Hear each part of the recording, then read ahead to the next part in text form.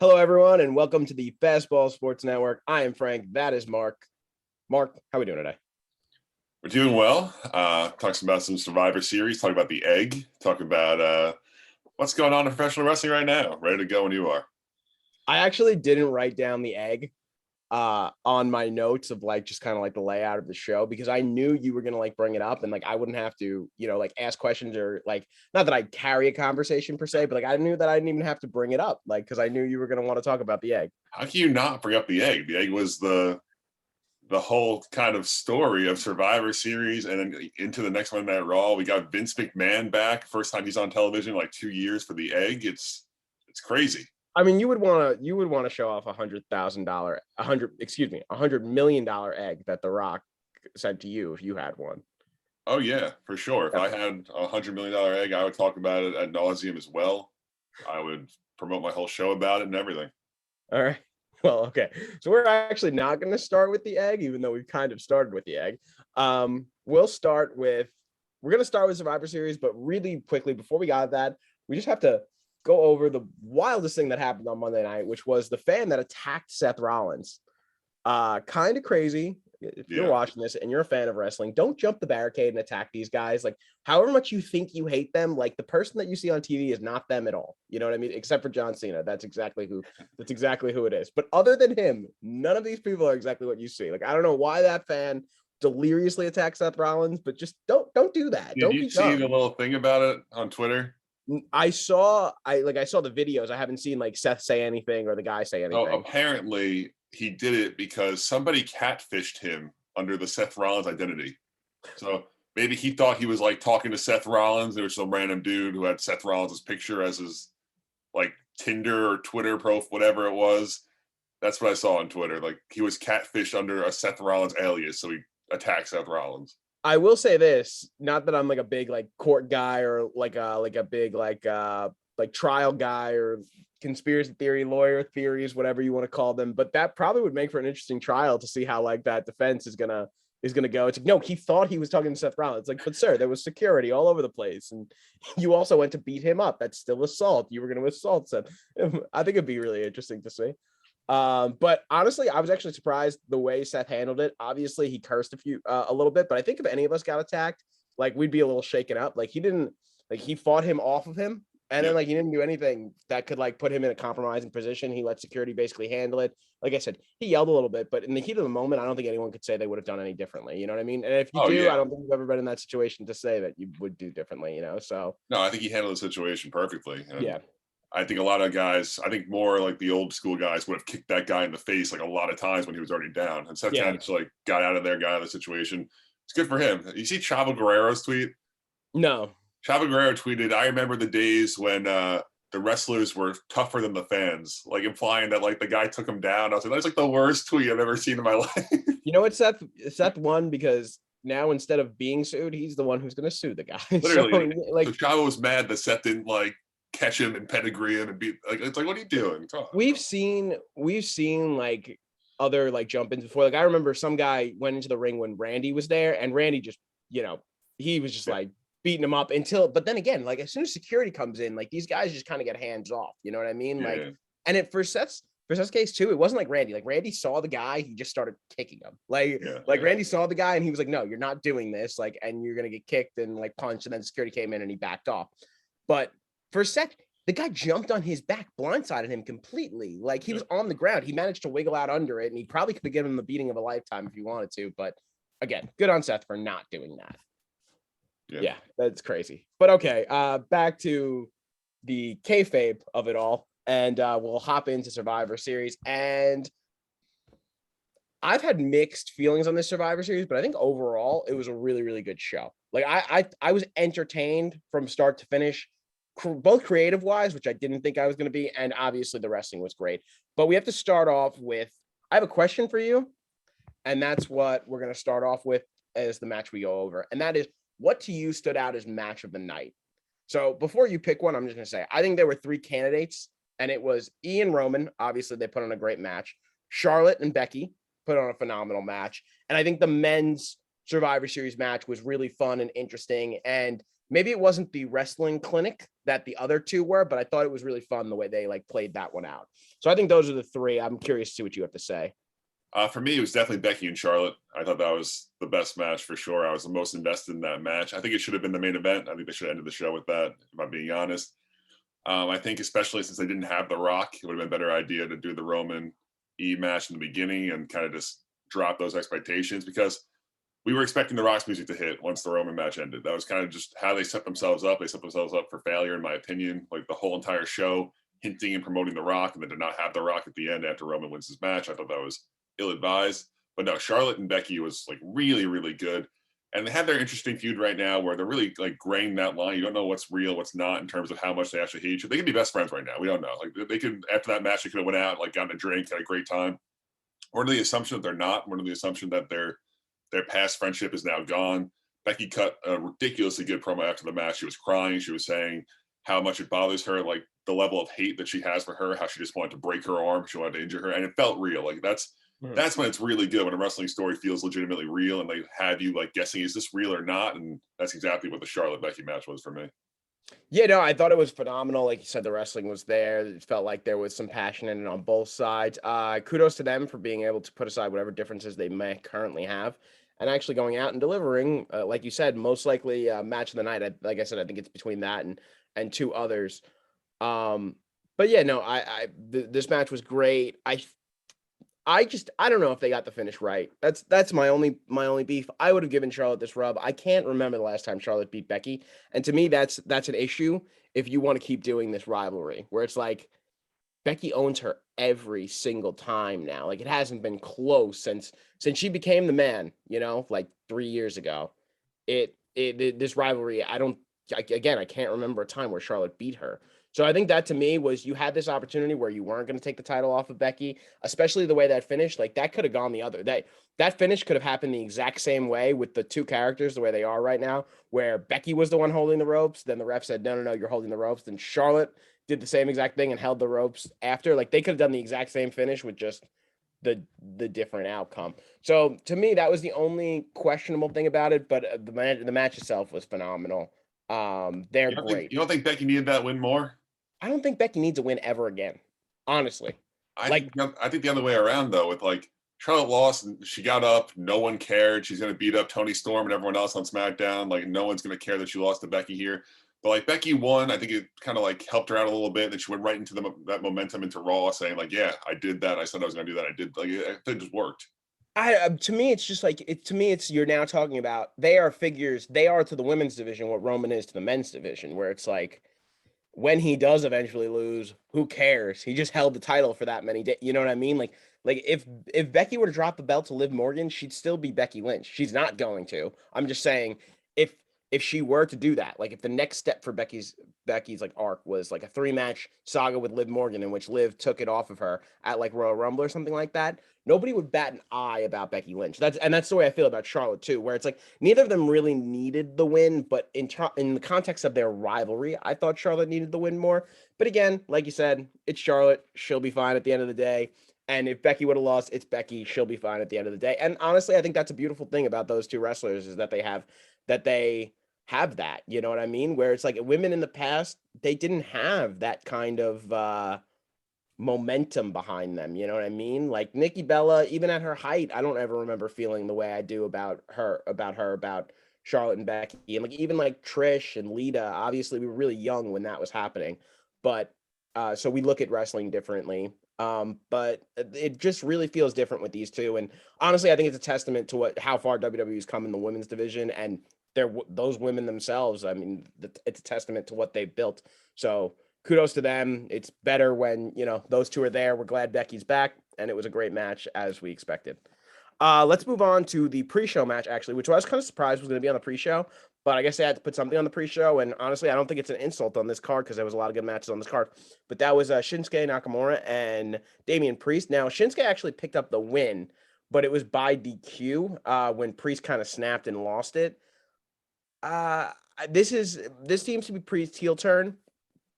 I kind of like him as a heel, I think. I don't know if I like him as this kind of heel, but I could definitely see him as a heel rather than a baby face. Like he's big, you know what I mean? Like he's imposing. Like he's got a very imposing look to him. Yeah, for sure. I just think it's a little weird the timing because I feel like they built him as the baby face with like the Bad Bunny stuff. They had him have like multiple matches with guys like Sheamus and Drew McIntyre on Raw where he was promoted as the baby face and it worked. He was like a really good baby face. He won the US title. He retained the US title multiple times. Didn't really feel like he needed this, but like it's fine. It works. It's cool. Like you said, he's got the tattoos, the look, the hair. Like he looks like a heel. It works, but the timing just seems a little strange to me. Yeah, I agree. I don't know why now, but hopefully it means that they actually have like a plan for him rather than just doing this on a whim. But we don't know. Like we won't know for a few months. Hopefully, that's fingers crossed. Maybe they have a really good set of challenges coming for him up until WrestleMania. He's actually held that belt for a really long time now. Like I'm Yeah. actually surprised how long he's held that belt, which is good. We're establishing new stars. It's a good thing. I'm not saying that's a bad thing at all.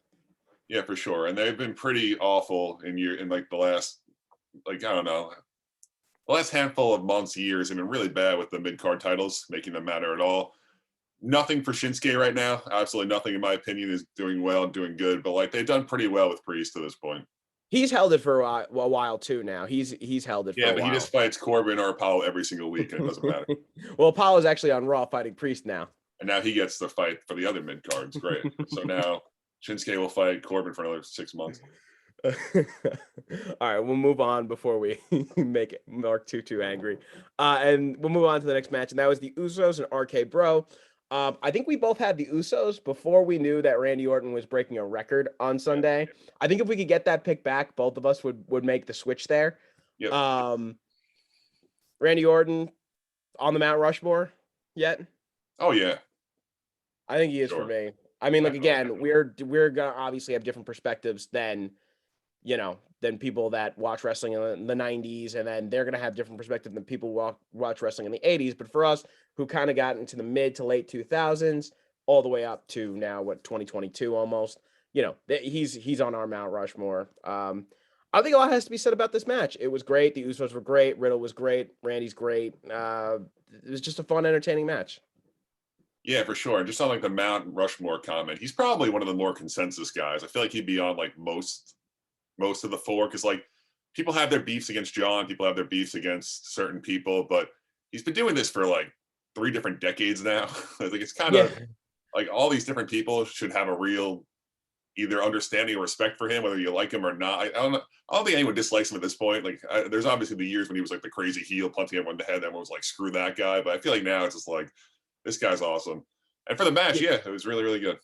Yeah, like going on what you said about him, I feel like there's two different types of Mount Rushmores when you talk about like just like general wrestling fans, and that's like the big star power, the crazy star power, where you'll find your John Cena's and your Rocks and your Hulk Hogan and your Stone Cold Steve Austin, and then you'll have like your kind of like your longevity or like slash technically great wrestlers, your Bret Harts, your Randy Ortons, your Shawn Michaels, Triple H's, you know what I mean, like those types of guys. So I would put him on both, you know what I mean, where he has been around so long that he is one of the, he's literally reached the pinnacle of the sport so many times. And then he's obviously been around for a long time. He's a great wrestler. He's great on the mic. He's had multiple great characters: the legend, killer, the guy who hears voices in his head, the crazy one who punts Stephanie McMahon. He's led Legacy. He's been a part of Rated RKO with Edge and RK Bro, and he's been a part of the Authority. Like you could write chapters and chapters on Randy Orton's career, and that's why I put him on both. But yeah, no, I do like what you said about how like almost every wrestling fan really needs to respect him at this point because of what he's done. So then we'll move on to the last singles match of the night, and that was Roman Reigns versus Big E. Now, you were happy with the way this ended, right? Yes, I think they did a good enough job with E that he hung with Roman. It's a little weird and different because in years past, especially looking back at the Survivor Series match with Drew McIntyre, they really protected Drew. They had a lot of stuff going on to make Drew look great. They didn't do that for Roman here, which I do respect to a certain degree, not having the Usos and everyone doing all these crazy spots. But at the same time, they did that to make Drew look good, and they didn't really do anything here for E. But it was good. I like that it was clean, and I think they gave E a good enough showing. I don't think E is losing anytime soon, right? Like this challenge against Seth Rollins coming up, like I think he's got this in the bag, right? I would think so, but he's also a guy that I don't know how long his run's going to be. He's doing really Right. well with like, the mainstream stuff, but he feels like Vince might just like take it off him anytime.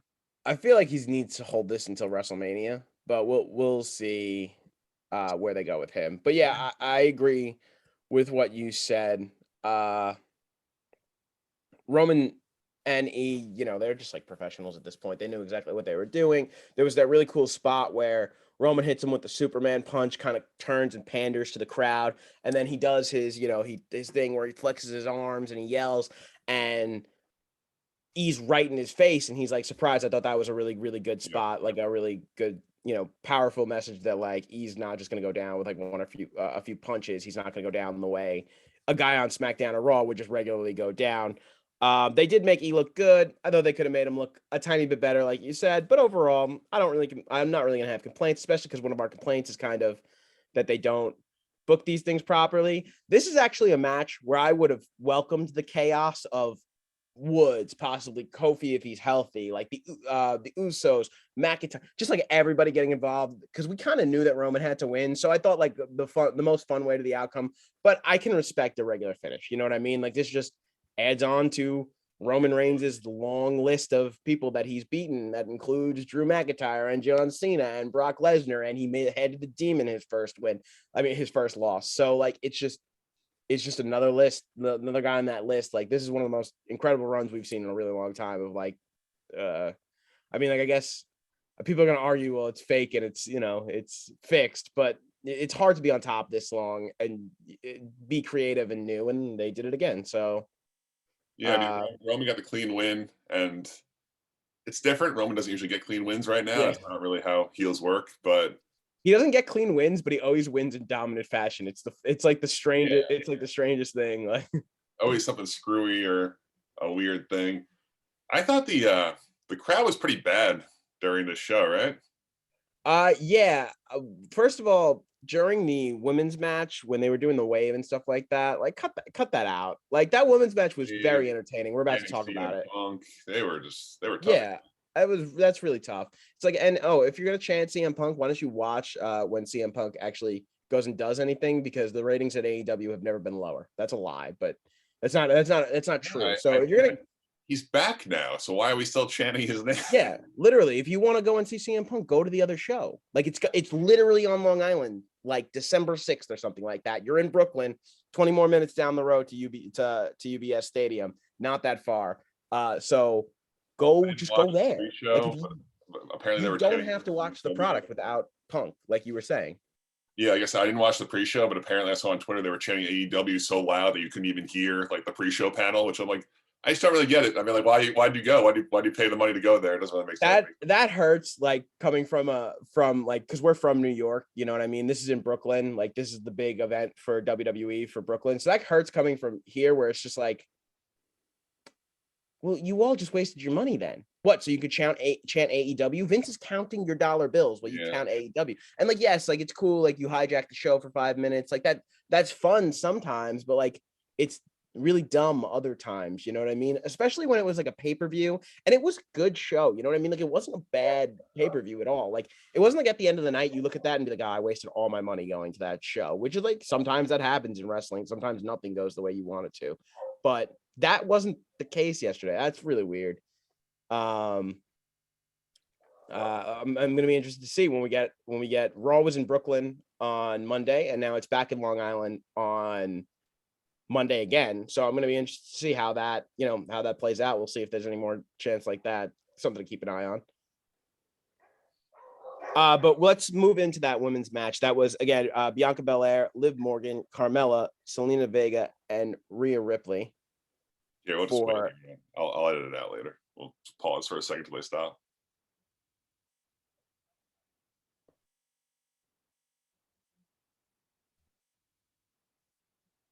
All right, just start at what you said about the girls, and we'll start again.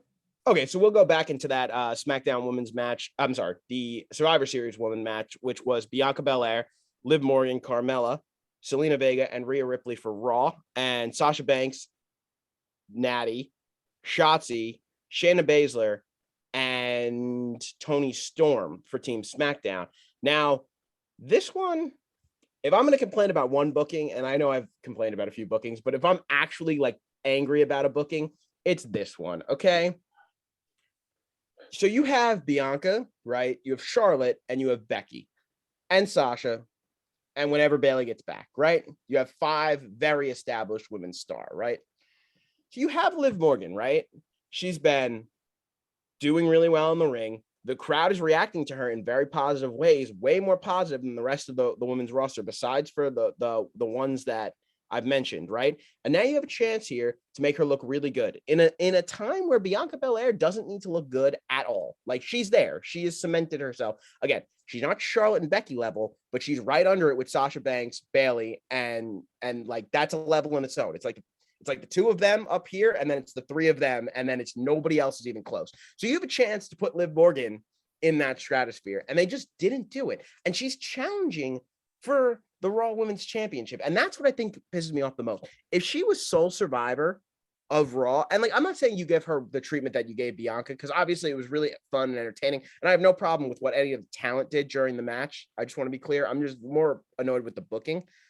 If you have Bianca like help that SmackDown's team, that Raw team beat that SmackDown. Like, what if it was 5-2? Like, instead of going 4-1? To me, that really annoyed me. Where I'm just like, you're building her up. You're doing such a good job. She's winning matches on Raw. She's playing the underdog properly, and Bianca could have carried most of that match while keeping Liv in.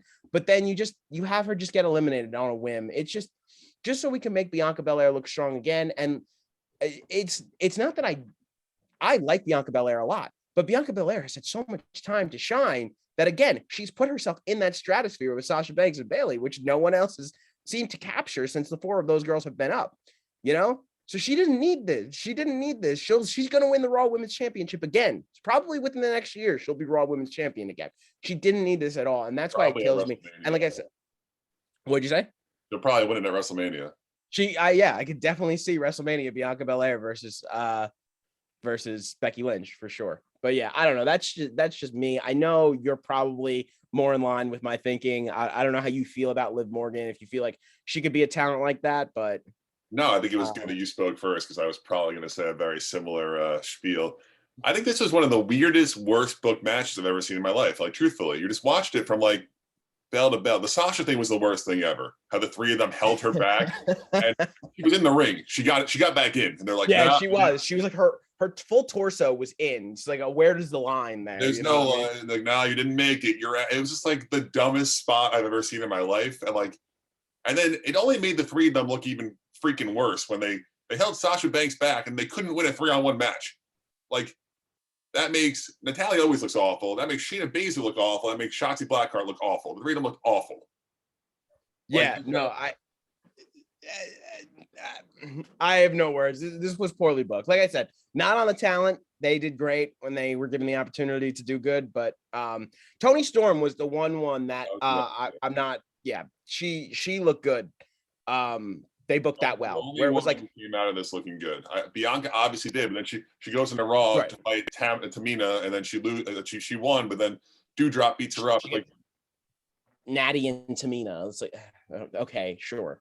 Exactly what you said. Toni Storm looked really good. She had 2 eliminations. She was the only one who looked good. And then she got knocked out immediately. I think Liv knocked her out. Then Liv got knocked out. They started doing like the 1-1. Yeah, that was all right. Let's go to the last match so we don't get annoyed anymore. And that was the men's match, which featured Seth Rollins, the sole survivor, Bobby Lashley, Finn Balor, Kevin Owens, and Austin Theory.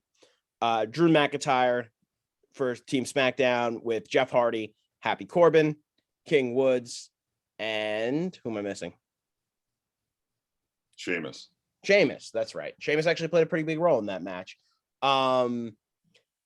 So this match starts off, Kevin Owens sets the tone, where it's like, we don't like when that stuff happens, right? We want to see all 5 of them wrestle. Or all 10 of them wrestle. But I didn't actually mind it by the end. Like the way by the time we got to the end of the match, I was less annoyed with the way it started. Obviously, it's Kevin Owens. You'd like to see him in a pay-per-view, but they're doing something with the character, so we'll sacrifice it. we had the spot where Drew McIntyre and Bobby Lashley got double counted out because they just hate each other so much that they couldn't count. That was interesting too. It at least like sometimes they take the big man out, right? By like sending him through the announce table, like all 5 of the guys team up on the one big guy and sending him through the announce table. But I guess instead of doing that twice, they just had them take out each other. I don't really mind it at all. I thought Drew was going to make a little bit of a bigger impact in this. He didn't need to. He didn't need to at all. I just thought that he was going to for the way Team SmackDown was. But yeah, it was. I thought it was just the flow of the match was so good. Like the wacky things that happened enough like separate from each other. And then the end was a lot of fun. I think a lot of people want to see Jeff Hardy win that, but they probably got the booking right with Seth Rollins being sole survivor, especially going into the WWE title match. But I honestly, either way, I really think like if Jeff wound up beating Seth Rollins there, they would have got a really fun pop from the crowd. I had advocated for it the week before to make him sole survivor. It's something that I really wanted to see, but he had a really good showing, so it did what it had to do for Jeff, and it did what it had to do for Seth. So at the end of the day, I'm not mad. I thought it was the most entertaining match from a booking perspective on the card. Yeah, Jeff looked great. They did what they always do there, where they had the babyface tease who's going to win. I saw it from a million miles away. You said it. I was just hoping that maybe like because at one point in time Rollins got the upper hand again. And then Jeff turned it and he went up for the swan time. And I was like, I think everyone at that moment was like, he could hit that. He could hit that. I've seen Jeff Hardy hit a swan time bomb before. But yeah. But I know you said it didn't really bother you. It did bother me, the thing with Bobby and Drew. Like you said about the impact part, they weren't really in this match. They kind of did like a little stuff here and there. And in a situation like this, if you do those spots because you don't want the person to get pinned, that's why you have the 2 eliminate each other on the outside. It protects both of them. So why'd you put them in the match then? Like, obviously Drew had to be there, but why'd you add Bobby Lashley to this match so he wouldn't get pinned, so he could do this double count out spot? It's to me that this is, and I agree with what you're saying to a certain point, but this is the crux of Survivor Series where it's supposed to be the best from Raw and the best from SmackDown. So if you don't have Bobby Lashley on this team, you're kind of saying like, he's not the best from Raw. Like, and then it's like, at the same time, like if it were just Drew out there and not Bobby, I know I'd be sitting there screaming, why is Bobby Lashley not in this match? It doesn't make an ounce of sense. So it's like kind of like a double-edged sword, like the way, like you got to go back and forth with, I don't know. I get what you're saying. Like, I definitely get what you're saying. Well, from a storytelling perspective, you can easily have MVP be like, no, I don't want Bobby Lashley in that match. Like, that works fine. Like, it's like, I'm sure there are creative ways around that kind of thing, but then it's like, you're putting you're leaving one of your biggest stars off the card, off the draw of the event. You know what I mean? So, I mean, Bobby's a big deal. Like, does the same draw that Lashley does. I think Bobby's in like a little bit better of a league than Ray. I agree that it's not like that much, but I think Bobby's slightly better than Ray. All right. I think Ray and Dominic being left off these teams were probably for the better, or at least Dominic. But yeah, it was weird. Sure. We talked about how weird already the way they did it was. But yeah. Okay. So then we know, just wrapping up Survivor Series, what did you think overall? Like I've said that I thought it was a really entertaining and good pay-per-view. I'd say it's probably like, for me, it's probably like anywhere from a 6.5 to a 7.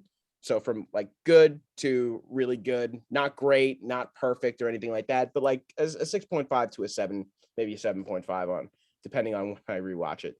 Yeah, I think a 6 or a 7 is very fair. The matches were great. We always know the in-ring is going to be awesome. I agree with most of the booking decisions. I didn't really have any like why they do that. Besides the girls 5-on-5, like we said, that was terribly booked. That was terribly ran. That was like the worst match, maybe of the year. Honestly, maybe I'm being a little too crazy, but really, really poor stuff from that. And it's just like it didn't matter because you break up the teams, you break up the brands a month before. There's no stakes. There's nothing. They're not wrestling for brand supremacy. Like it doesn't matter. No one cares. Yeah, they had a counter at the beginning of the night, and they just went away from the counter after Raw went up like a lot to a little. I was trying to find your counter. I couldn't find it. It definitely happened. Like I saw a counter at 2-1 or something like that when Raw was up 2-1, and then they just stopped counting. They're probably, it's dumb because Raw's going to win all these matches anyway. So Raw did wind up winning the night for those of you keeping track at home, keeping score at home. I don't remember what the final count was, but yeah, Raw did wind up winning the night. But yeah, originally they showed Vince with the egg, and I was like, oh, they're using the prop as the trophy for the winner. I'm like, oh, that's cool. You know what I mean? But then that wasn't the story at all. So do you want to go into the egg? You want to talk Yeah, about the yeah, egg? I'll go into the egg. All So right, talk about the egg. I'm gonna have sit you back for this. Go have ahead. you watched the movie yet? No, I haven't. I haven't watched the movie. You told me it wasn't that great, so I don't think I'm going to either. I do Well, like Ryan Reynolds a lot, though. I no, think he's you funny. should watch it. It's an innocent like 2 hours. You'll laugh sometimes. It's really dumb, but like it's like how many times going off on a tangent? How many times has The Rock and Ryan Reynolds, for that matter, done a movie in which they're forced to team up with that person they don't like, and then they have to like do like the buddy cop thing? Like it's every movie they both do. I could think of Ryan Reynolds. I could think of like 3 examples of Ryan Reynolds for sure, and I could think of. I know that the Hobbs and Shaw movie was that for The Rock. Like that was literally the premise of the entire thing for The Rock. So I won't spoil it. And then I guess Fast Five was also that too, where they were like strange bedfellows, like yeah, so I guess a lot. I guess a lot. There are outstanding circumstances that make The Rock and Ryan Reynolds have to team up to go find these eggs. And they don't like each other, but like it's like they're doing the funny stuff, playing off each. It's the same movie that you've seen both of them do a million times, so it's good on that regard, that respect. It's funny, it'll make you laugh, but it's dumb. There are no stakes, blah blah blah. So then they try to bring this into WWE now, where Vince goes, "This is the real egg. This is not the decoy. This is not the prop from the movie. This is the real egg. Dwayne gave it to me worth $100 million. Dwayne's net worth is $300 million, by the way. So that means The Rock gave a third of his net worth to Vince here in the form of this egg. That might be us looking into it like a little bit too much. Like, we could just have fun with it. You know what I mean? Like, okay. Mark's like, no, I'm not I escaping think that. if you're going to bring up how much this egg is worth, then you're really opening the opportunity for me to go on Google and type in how It much. would have been. I think it would have been better if they would have been like, it's a $10 million egg. Like, look at how beautiful it is. Like, try and like go off the beauty of it. And like $10 million is still a lot. You know what I mean? Like, if Austin Theory steals $10 million, that's his net worth minus like a 8 million. So, Yeah, maybe they shot a little probably more. But yeah, maybe they probably should have cooled it with the price. They probably should have lowered that price just a little bit. Like I said, you say the amount, and that really opens up the opportunity to be attacked, to be criticized. Now, let me ask you a question. If I say, if they're on Raw, right, and they say that egg is worth $10 million, do you then go and look up the price of the egg and be like, no, that's got to be worth more than $10 million? That's clear. No, okay. I would look up. That's how I would have thought it. You know what I mean? Like, I would have been like, oh, let's go and look it up. Is that egg really $10 million? You know what I mean? So I would have been I would just the look opposite. up The Rock. I look at The Rock's net worth. I would see, oh, that's reasonable. He's worth $330 million. He gave Vince. He could give 10 to Vince as like a present. He brought him up. It's his. I wouldn't bat an eye, but that sounds good to me. And here's the thing. So at Survivor Series, I didn't hate it. Like I was like, this is kind of interesting. And I saw the movie, like I said, I was thinking like, he brought Roman in. Maybe Roman's involved with this somehow. Maybe The Rock is going to be involved with this. And then they're like, find out tomorrow. Have everyone there. And I'm like, oh, I have a reason to watch Raw tomorrow. I haven't had a reason to watch Raw in years. This is really exciting. This is cool. And then I watch Raw. And it's the same show as it is every single week. It was really bad. And there was a few segments here and there of them trying to find the egg. There was a few funny ones, but most of them are pretty bad. And Sami Zayn comes into Vince's office. He says, I know who did it. I know who has it. And you're thinking like, oh, Sami doesn't know who did it. Like, this is like all like Sami doing some nonsense. And it's like, find him. Like half hour goes by, the same Raw terribleness. Raw does nothing. And then he comes in and he says, I got him. And it's Austin Theory. And I'm thinking at least, this is a swerve. Like, it's not really Austin Theory. Sami Zayn like paid him off to say he was the guy. Like, there's got to be some angle here, something going on. And the payoff was Austin Theory. And I'm just like, keeps you guessing, right? And then Sami gets screwed because Vince goes, oh, I like you. You're gonna get a title match with Eva Knight for stealing my egg. And I'm just like, I didn't care about that part. That part was whatever. Sure, that was kind of funny. Like again, like a punch to Sami's gut. But like, how is that the payoff for this? How is Austin Theory just, oh yeah, it was me? How is that the payoff? I mean, my thing is like, we couldn't just give Austin Theory that match. Like, obviously they like him a lot, what he's doing, so we couldn't just give him the way it ended, like big ending 1 2 3, like we couldn't just give Austin Theory that match. I agree, it was a lot for nothing, or it was a lot for a little. I did like the line where Vince goes, "You remind me of a younger me." Austin Theory's in like sick shape. You know, he's like, "You remind me of a younger me." Uh, But yeah, so that is the egg saga. Wasn't great. That's what I'm just gonna leave it at that. I'm not gonna be mean about it. I'm just gonna say wasn't great, wasn't that entertaining. Sami Zayn was definitely the best part of all of that, and I hope they do something with him on SmackDown. I don't know if it's turning him face or like do something with Sami Zayn. I don't know. He's good. and that's even why I went to you at like 10 o'clock or something, and I was like, is Austin Theory going to win the title tonight? Just because like there has to be something here. Like we can't just do all of this for nothing. And they did all of this for nothing. Yeah. I mean, I think again, it was just the end game here was getting Austin Theory's name in like the bigger picture of things, where it's like we still don't consider him there, but now maybe he'll like fight Damian Priest or something like that. I don't know. I don't know what he was the youngest person to ever compete in a WWE championship match or something like that. I don't even know if that's true necessarily. He would have been the youngest WWE champion ever Oh, if he beat E, but he did not, so he's not. how old is he? How old is he? I don't know. Didn't I Randy? really don't know. That's what they were saying. All right.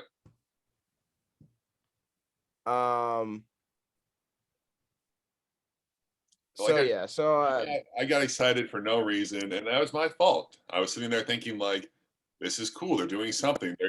They had a tease for the first time. Like I said, like they actually made me want to tune into Raw. Like I was like, I want to watch Raw and see what happens. And then it's just like it falls flat again. It's like, why do I watch this show?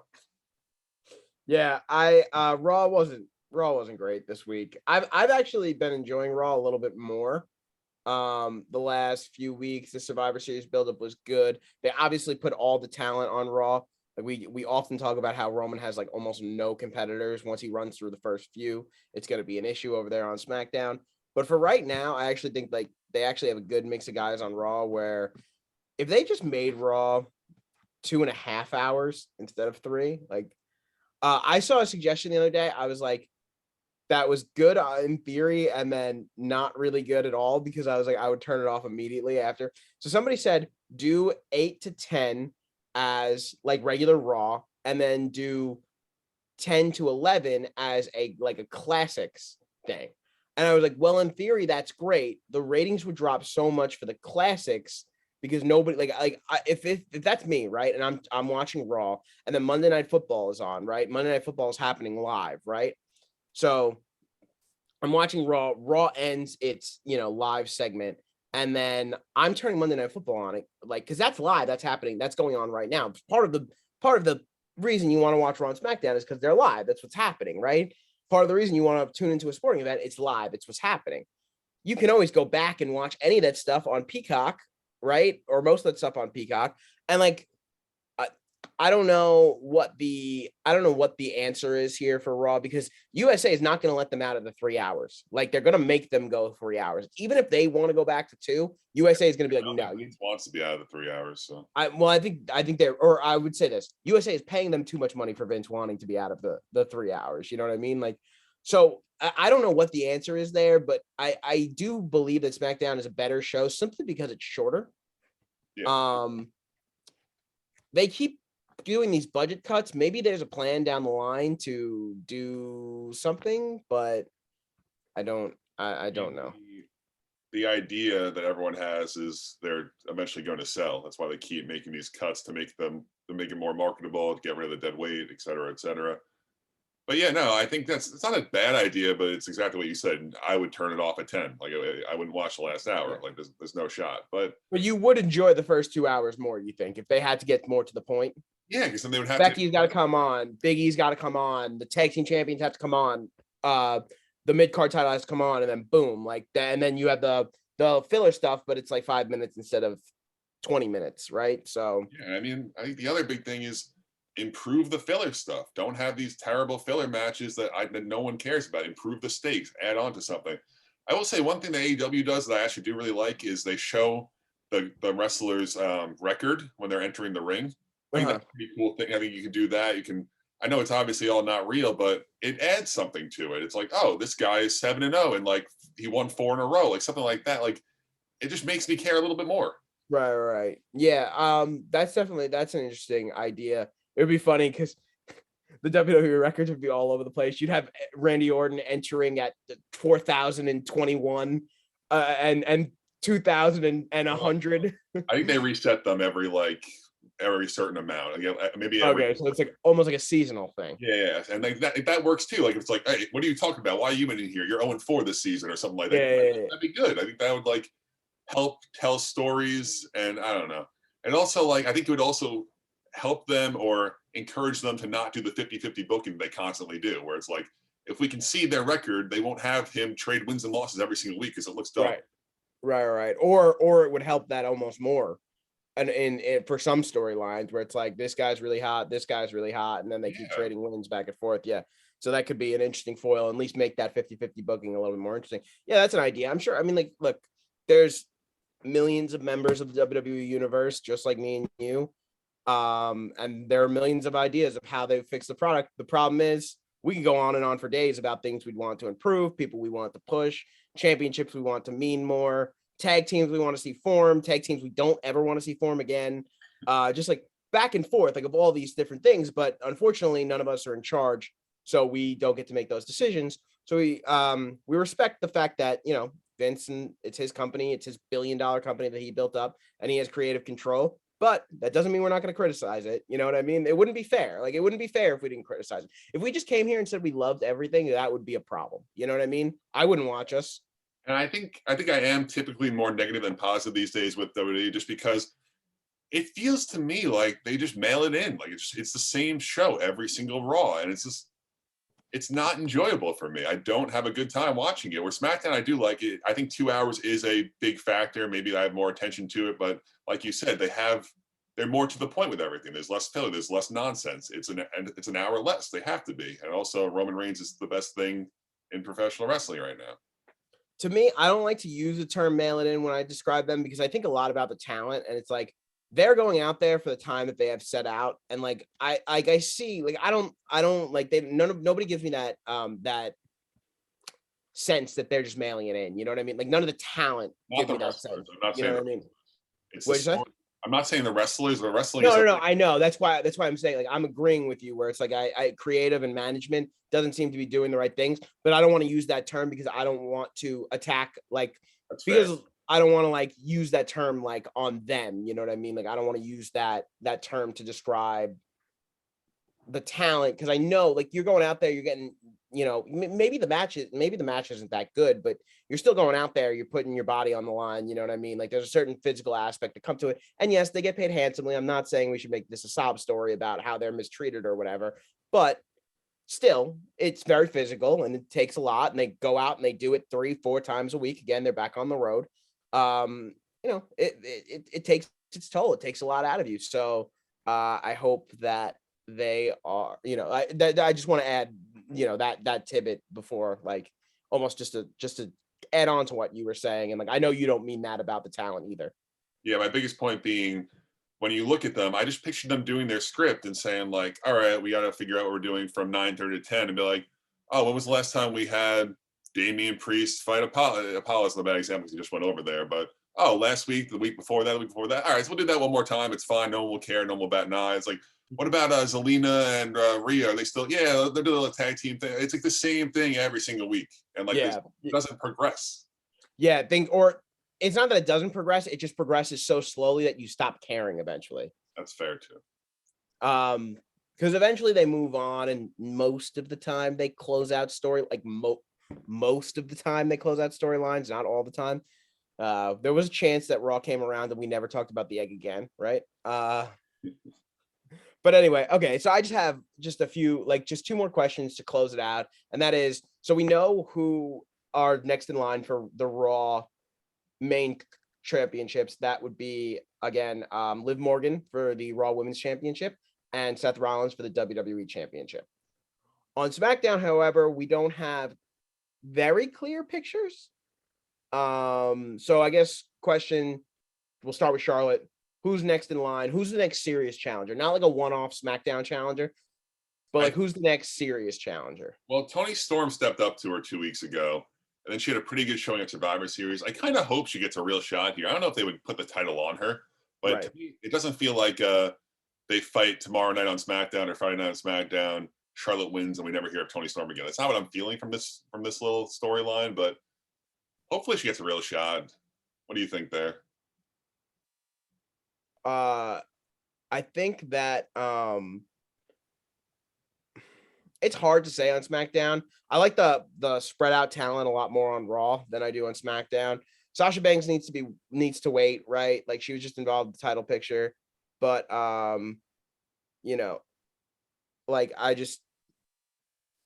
don't see. I think you're right. I think it's got to be Toni Storm. Aaliyah is another one where it's like they did that weird thing by kicking her off the SmackDown, championship, but it's good. We're talking about two names, young blood. Like I like that. You know what I mean? Like Toni Storm or Aaliyah, cool. Make them step up to Charlotte, make them have a good showing. Charlotte's obviously going to win. She's going to hold the title till WrestleMania. I actually think the 4 main titles are going to be held till WrestleMania. I don't see them coming off of any of them. I think Charlotte's the only one that could lose it.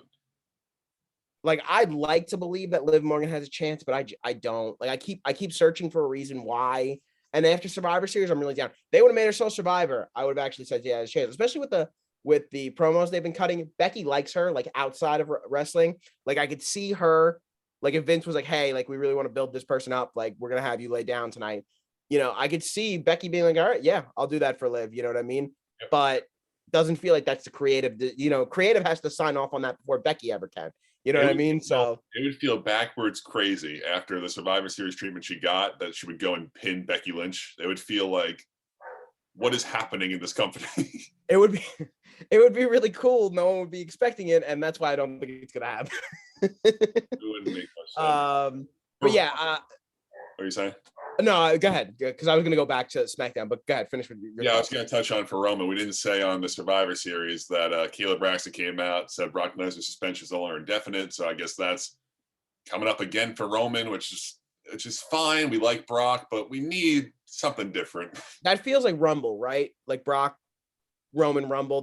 They'll wait the one-off pay-per-view. What is it called? The pay-per-view is called the one, right? Day one. One day. Day one.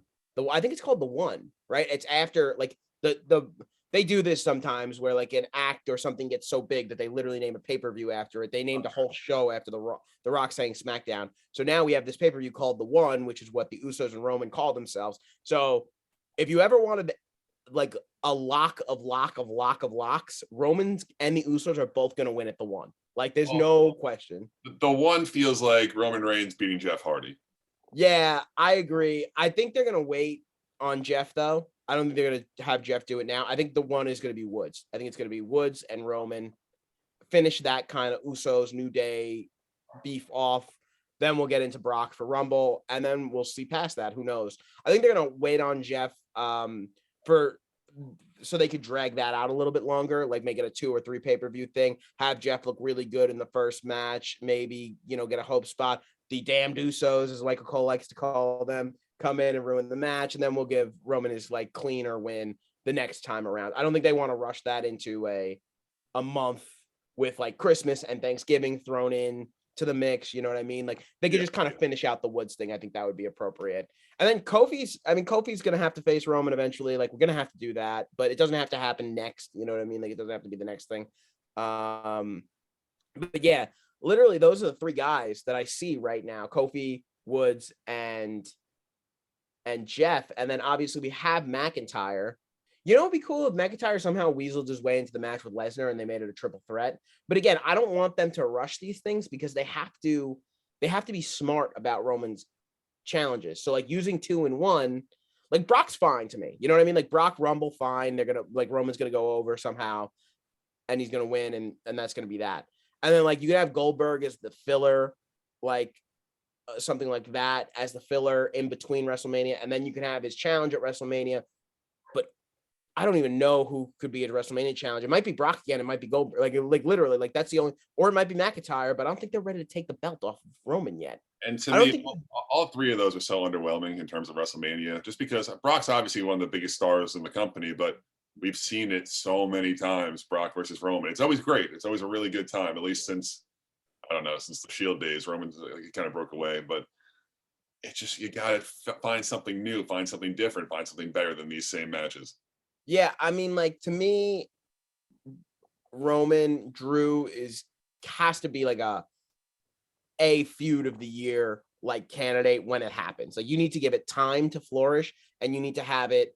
And if Drew doesn't win, he needs to come so close, like closer than anyone's been so far. Like he needs to come that close to beating Roman. Like it needs to have time, and that's why I don't think that it's going to be until maybe it'll be the WrestleMania. Maybe WrestleMania will start it off, but otherwise, just wait until after WrestleMania. You know what I mean? Yeah. Again, maybe if he found his way to Weasel, like his not Weasel, he's a baby face. He'll like take on 8 guys and like win the match, and that's how he'll get put in the Brock Lesnar match. But if he could find a way to get himself in that match, I think that would be really cool. But at the same time, I don't want them to waste that as a one-off because that's obviously got potential to be really, really good. That could be the Mania match. It could be a triple threat match. Yeah, that would be cool. That would be cool. Maybe like I would care a lot more. Drew gets screwed, and then it's Brock, Roman, Drew, at WrestleMania. Yeah, that would be cool. I'd be good. What'd you say? Who's gonna win the Rumble? Jeff Hardy? No, I don't know. Austin Theory, obviously. Yeah, Austin Theory, jokes aside, Austin Theory probably has some of the best odds right now. I don't think they do it, but he also reminds Vince of a younger him. So, Vince does love himself. So yeah. he would stands to reason he would love a guy that is like himself. I don't know. I think it's going to be really interesting to see who's next in line there. And we'll start talking about the Royal Rumble probably well before the Royal Rumble because it's our favorite pay-per-view every year. Coming in kind of hot. Yeah, no, I mean, we have the one. And then, yeah, well, it's really weird because usually they do like a TLC or something along those lines, like a Hell in a Cell TLC in like late-ish December, like December 20th, right before like everyone gets really into Christmas stuff. Yeah. And like doesn't pay attention. And then they don't talk about the Rumble on TV till, they don't talk about it until like the first week of January or the second week of January, and then they build for the Rumble, which is great. I like the way they do that because if they need a pay-per-view in between. That's why it's like they need a pay-per-view in between because Survivor Series is a big four or used to be a big four. It still is a big four, but they just haven't treated it the way they treat SummerSlam, WrestleMania, and Royal Rumble. So it's good to have that pay-per-view in between, but now that pay-per-view is coming a lot later, like 2 weeks later. So I guess the good thing is we'll have Royal Rumble built immediately, like right after that starts, because the one literally on January 1st, that's a Saturday. It's actually a Saturday pay-per-view on New Year's Day. And then Monday we'll have Raw on the 3rd. I don't know when the Royal Rumble is. I can't imagine them pushing it back, but it's probably that last week in January. Yeah. Unless they maybe moved it back to the first week of February, but they always go the week before the Super Bowl, I think. So maybe they moved it back because the Super Bowl actually got moved back. The NFL schedule changed to 18 weeks instead of 17 weeks, so everything is a little bit more pushed back. So maybe, you know what, I'm actually curious. I'm going to check right now.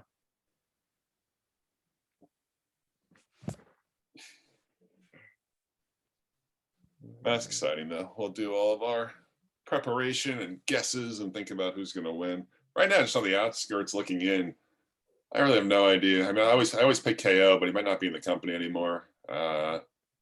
You think Finn Balor matters? I don't. So maybe he wins. I mean, these are all favorite. All these guys you're talking about are favorites, like Kevin Owens, Finn Balor, Seth Rollins, like Bobby Lashley, Drew McIntyre. Like those are your 5 guys right there, right? Like, and then you have who's ever hot at the time, like they'll be up there too. And then you have your return guys. Who knows who those could be? So it actually has, I Googled it, and it actually has it on Saturday, January 29th, the Royal Rumble. And it will take place in the Dome at America Center in St. Louis, Missouri. So if any of that information is wrong, please feel free to berate me in the comments. I just Googled it, so hopefully I'm not, but it does say January 29th, 2022. So, and it will start at 8 p.m. What'd you say? That'd be the first Saturday Rumble ever. Yeah, I mean, no one's won a Saturday Rumble ever, so whoever wins it is going to get a big rub. As the first Saturday winner of the Royal Rumble. Probably Randy. Actually, I think the Royal Rumble started on Saturday Night Main Event. Really? So there actually have been Royal Rumble winners on Saturday, but I don't know if the Royal Rumble Saturday Night Main Event. I could be wrong about this. Again, feel free to berate me in the comments if I'm super wrong about this. I don't think that it's happened where that person has gone on to go on to WrestleMania and challenge the champion yet.